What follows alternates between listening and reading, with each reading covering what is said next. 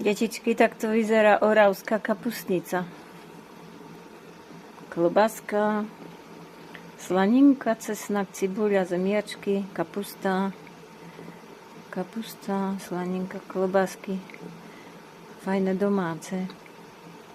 No, veselé vianočné hody, spievajme, dietky, kvoľety, o tom, čo sa v skutku stalo, že sa ľuďom narodilo dieťatko.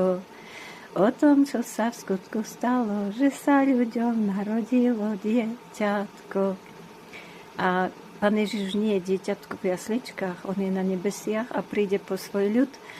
A preto poslúchajme Boha.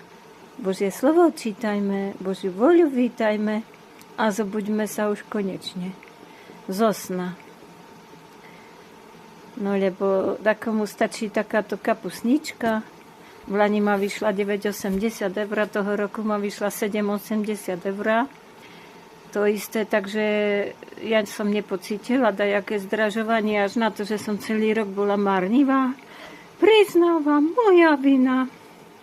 No ale doprajem si jogurty, banány, ovocinku. A navážam sa. Navážam sa, tak